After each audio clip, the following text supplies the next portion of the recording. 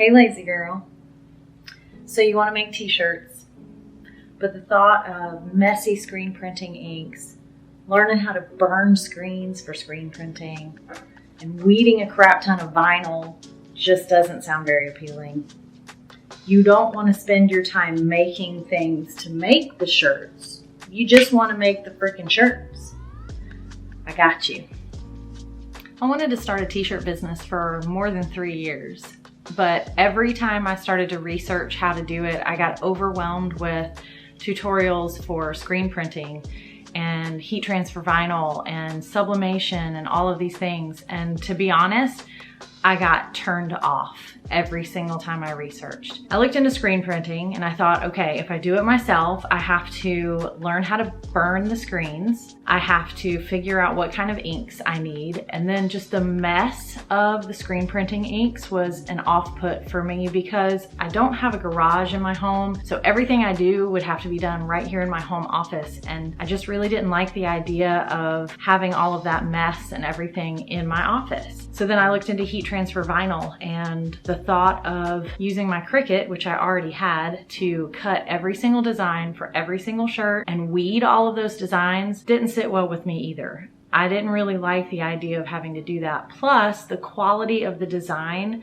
was very limited. The vinyl isn't the best quality in the world. It lasts, but it doesn't last forever. And if I'm gonna do something, I wanna do it to the best quality that I can. And also, I wanted to be able to create really awesome graphics for my shirts. And I didn't wanna be limited by screen printing ink colors and heat transfer vinyl colors. I knew that if I did screen printing or heat transfer vinyl or anything like that, I was limited by the colors I could use. I was limited in the detail that I could do on the shirts. And again, the mess and the time it would take to actually create the thing that I need to create my shirt, it just overwhelmed me. And then one day, while researching more about the t-shirt business, because it kept coming up in my brain, I was researching and I found a video by Stan Banks of T-Shirt Side Hustle. And he was demonstrating how to use your heat press with something called Supacolor transfers. And I thought, could this be? Is this my soulmate? Can I actually make t-shirts now? And the answer was yes.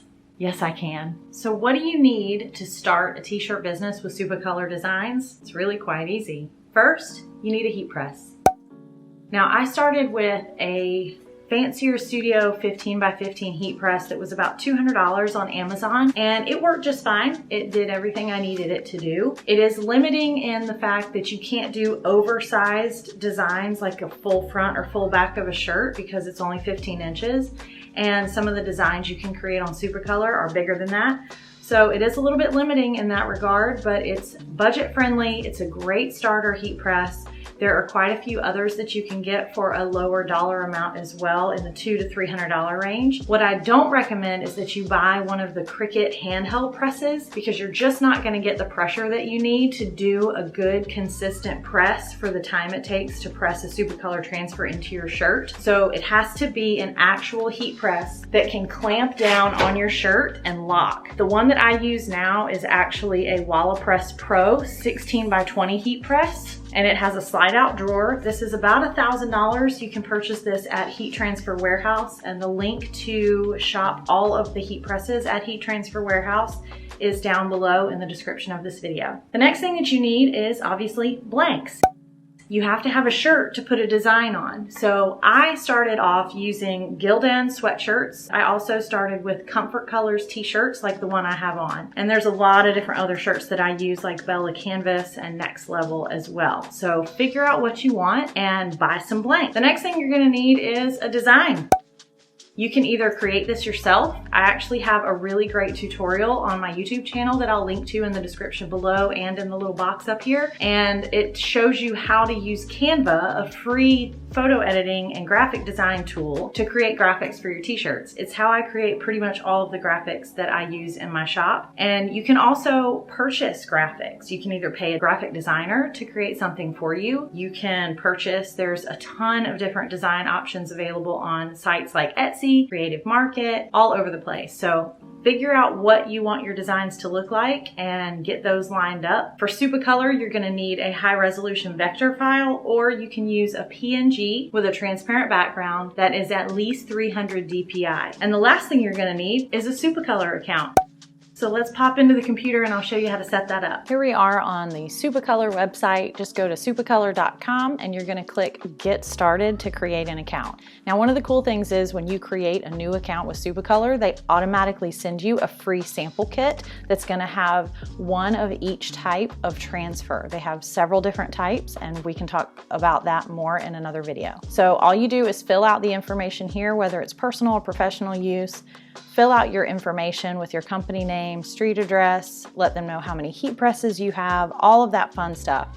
And then right here in the box where it says, how did you hear about us? You can click on YouTube and you can tell them that Kirsten Thompson from Words and Whimsy sent you. And then you just click to submit and they will get you activated and send you an email when your account is ready to go. I'm gonna log into my account and just show you what it looks like once you're inside. So this is what the dashboard looks like when you get your account set up for Supacolor, and this is where you'll go to create new jobs, track the jobs that you've already submitted, and reorder. If we wanted to add a brand new job, we're gonna click right here on Add a New Job. You'll fill in your information. Now there's a requested ship date, and if you are in a time crunch, this is the ship date that they estimate it would ship on a normal processing time. But if you have to have it shipped by that day, you check this box must. But only check that if it's 100% necessary that your order is shipped that day, because they do get a lot of orders. And if it's not super urgent, allow them to take another day or two if they need it to get your order done for you. And then you select how you want it shipped, which they'll set up for you when you create your account. And then this is where you put in your PO number, your job description, and any comments that you want. And then you click on Add New Transfer. Now the way that Supacolor transfers are priced, they're priced by size and quantity, regardless of color and detail. So you can have a million different colors in your design and really fine detail, and it'll still print and be the same price as if it were just one color. It's just based on size. So when you click your price code, you're gonna see the different sizes and different types of transfers. So there's a lot of different ones. The ones that are most common are the wearables, and that's the WE. So you can see the sizes here for 2.5 by 2.5, 4 by 4, and so on.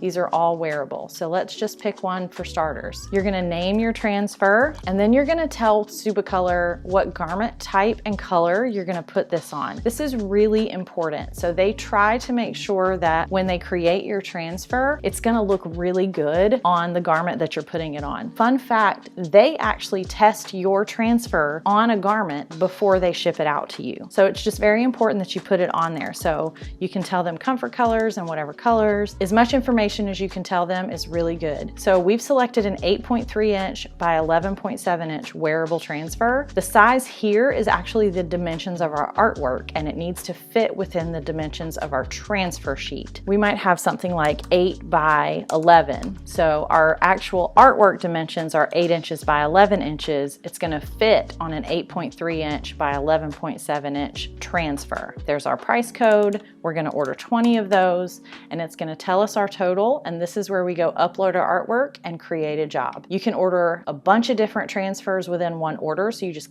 keep adding new transfer, fill all of this information again, and when you're ready to go, you just create your job. So while you're waiting on your Supacolor transfers to get shipped to you, what can you be working on?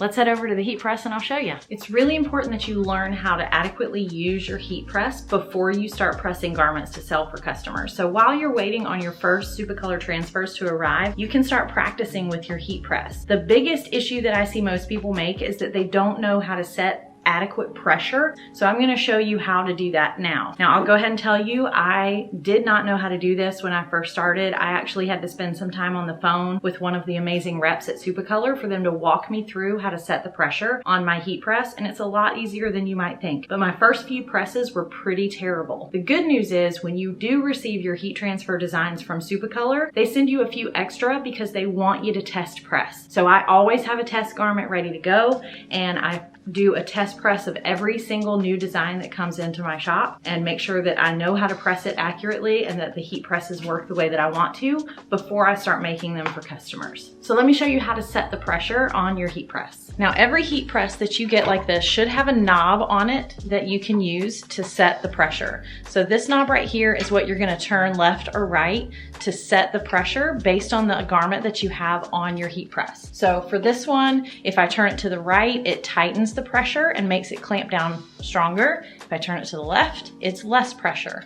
And so when you are setting the pressure, the first thing that I want to recommend is that you do it with your heat press cold. So this is how you test your pressure and make sure it's set and you understand how to use your heat press. Before you even turn your heat press on, you're going to put a garment on here that you're going to use, and we're going to use a Gildan sweatshirt as an example. So all you're going to do is put this on your heat press, just like you would if you were pressing a Supacolor transfer onto the garment. So we're going to put this onto our heat press, and with our heat press cold, we're going to set the pressure. So we're going to close this down and try to close it.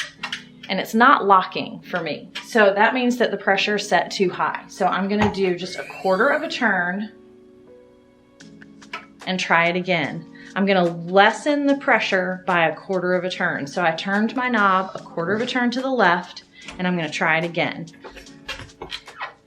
It's still a little tight, so we're going to do another quarter of a turn, and that locks down really well. So the goal here is you want to make sure that your heat press is going to lock down, but not so much that you have to force it with your whole body weight, because you could break your heat press. If it closes too easily, like that, if it closes and locks too easily, you need to increase the pressure. You want to make sure that when your heat press is closed and locked on your garment, that you're not able to move this at all. You want to make sure that you wouldn't be able to get a piece of paper in here and pull it out. When you're setting your pressure, just play with your heat press a few times while it's cold with different kinds of garments, t-shirts, thinner t-shirts, sweatshirts like this, until you get used to adjusting the pressure on your heat press before you do your first presses. So once your Supacolor transfers come in, they're going to come in a Ziploc bag, and they're going to have instructions on them like you see right here. This is an example of what the label is going to look like, and it's going to tell you that it's a wearable transfer. It's going to have a QR code which you can scan with your phone and reorder, and it has a barcode right here that you can also scan to get instructions for how to press. Typically it's 320 degrees for about 12 seconds, and you want to make sure your pressure is set properly. And then all you can do is turn transfers like this into shirts like this. It's that easy. So you're all set to start your t-shirt business. Supacolor transfers alleviate the need for messy screen printing inks. They alleviate the need to learn how to burn screens or to weed a ton of different vinyl designs so you can do a shirt every single time you get an order. And it just makes it super easy, to be honest. You just submit your artwork to Supacolor, they send you your Supacolor transfers, you press them on a shirt, and you ship them out to your customer. It's quite easy, especially if you're a lazy girl like me. So if you like this video, give it a big thumbs up. Make sure you subscribe to my channel down below so you can get notifications every time I post new content like this. And make sure you check the links in the description, because I'm going to give you a discount to the Words and Whimsy shop and show you where you can get your own Supacolor transfers and heat press and all the things. So I'll see you next time. Bye.